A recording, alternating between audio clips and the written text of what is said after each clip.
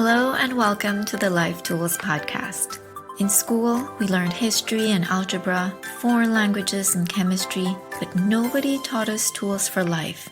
How do we deal with self-doubt? What are beliefs and how do they influence us? How do we find ourselves when we feel lost? And how do we make a healthy decision? Many people learn these things much later in life, after 3, 4, even 5 decades of existence, and often the hard way. For a few, like myself, I had to learn them very early. I created this podcast to share with you the tools that have helped me greatly in my own life. They're small actions anybody can take that bring big results over time. Let's get to it. Hello everyone!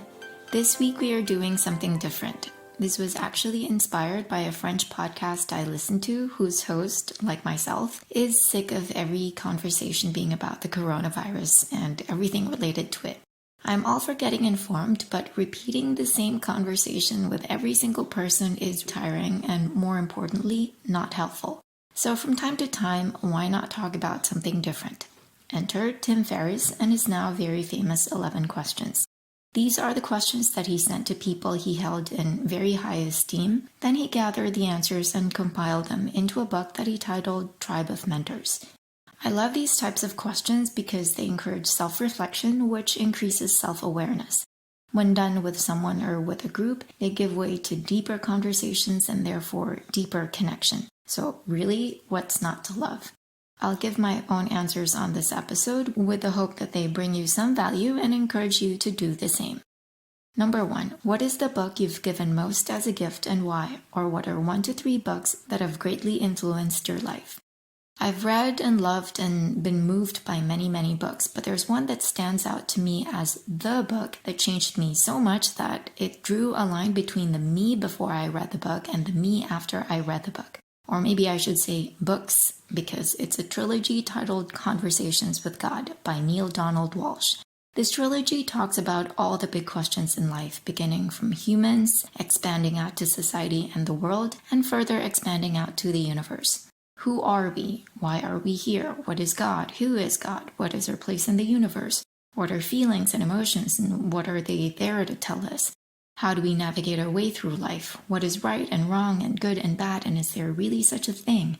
What is truth and how do we tell truth from lies? What is our relationship to people, to nature? What makes up the stuff of the universe? What are we made of? Are we alone in this universe? What is a thought? Is there such a thing as destiny? Do we create our life or are we just puppets in a show? Is reincarnation real? What comes before and after life? Are there worlds other than the one we know? Does God have feelings? Does he really punish those who don't follow his word?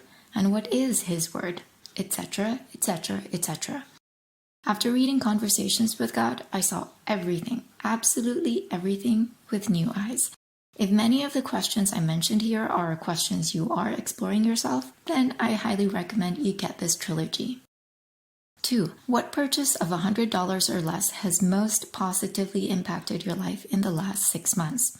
I recently bought a very simple wooden standing desk and hands down it's the best purchase I've made in a very long time. It's the perfect height for me to be able to work standing.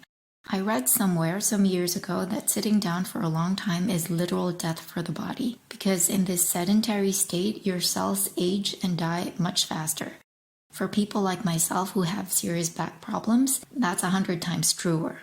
Sitting for hours upon hours in a row is so painful, so uncomfortable, it's like dying in real time.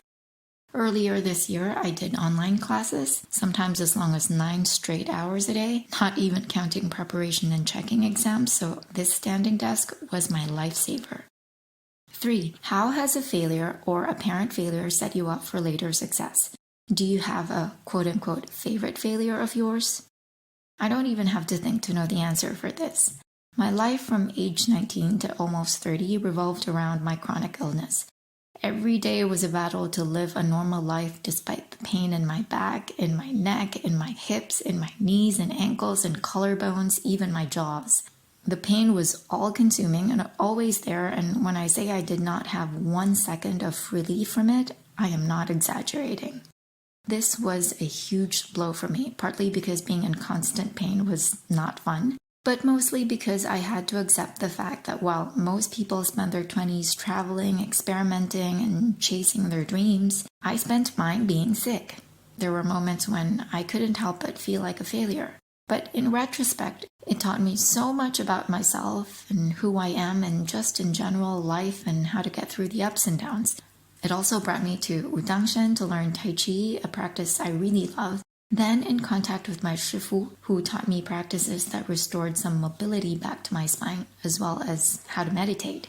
And then there's the fact that being sick and having very low energy pushed me to learn how to optimize the energy that I did have. It forced me to learn to say no, to take care of myself, to see the value in my life and in my presence on this planet. It was also during this period that I did an elimination diet to discover what foods aggravate my pain. And also the period when I learned about toxic chemicals in everyday products like shampoo and soap and lotion and just about everything we put on our skin. After that, I slowly switched to cleaner products and learned to read ingredient labels instead of being fooled by clever marketing.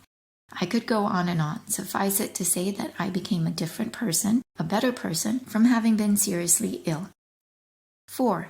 If you could have a gigantic billboard anywhere with anything on it, metaphorically speaking, getting a message out to millions or billions, what would it say and why?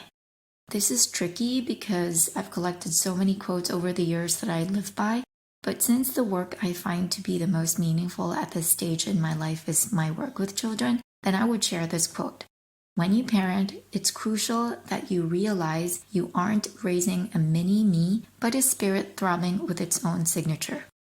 This is from Dr. Shefali Chhabari, I hope I'm pronouncing that correctly, author of Conscious Parenting. I believe that if we all adopted this belief, it would naturally change the way we treat children. We would be more allowing, more respectful, more open-minded, more positively curious, and supportive. 5. What is one of the best and most worthwhile investments you've ever made? It could be an investment of money, time, energy, etc. 2 words, personal development, meaning all the money I've spent on books, all the time I've spent reading them, all the energy I've devoted to applying what I learned. The only reason I consider myself to be an emotionally healthy and emotionally mature human being today is because of that investment, which doesn't mean, of course, that I applied everything I read, or that what I have applied perfectly. It just means that I've done a lot of work on myself and it has been an absolute contribution to my life, and I will continue working on myself. 6. What is an unusual habit or thing that you love? I love rain and I love cloudy days. Most people prefer warm sunshine, but I like clouds and wind and gray skies. 7. In the last 5 years, what new belief, behavior, or habit has improved your life? Exercising regularly. This might be a no-brainer for most people, but from age 13 onwards, which was when I started having very bad back pain, moving became painful, and not moving made moving even more painful, so it was a vicious cycle.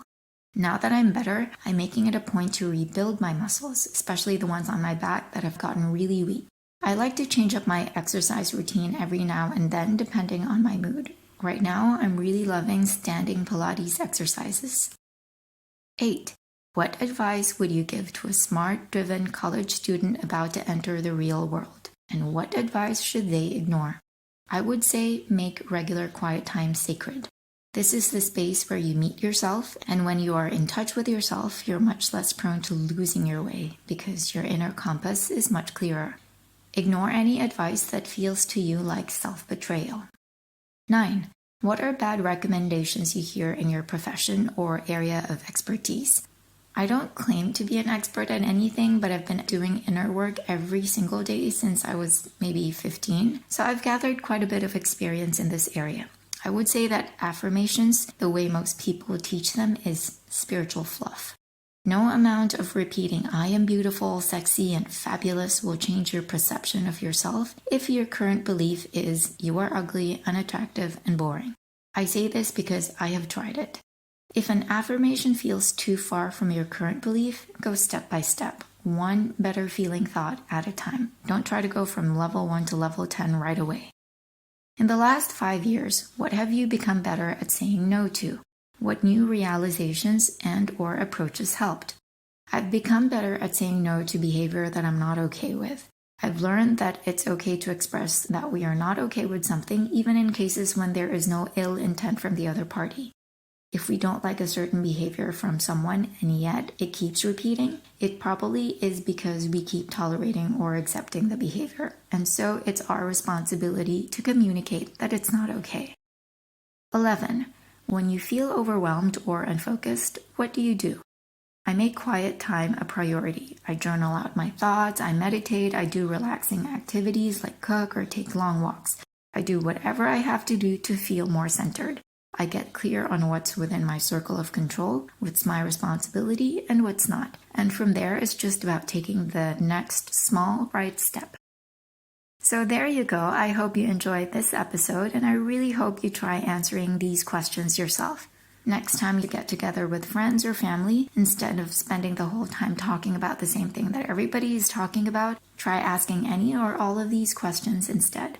I personally find it really fun and helpful because in the process of answering the questions, you learn so much about yourself and about other people. Like I said, these types of questions foster self-awareness and connection. You will walk away from the conversation feeling uplifted and armed with resources you could use for your own life. Thank you for listening and have a great week. Bye!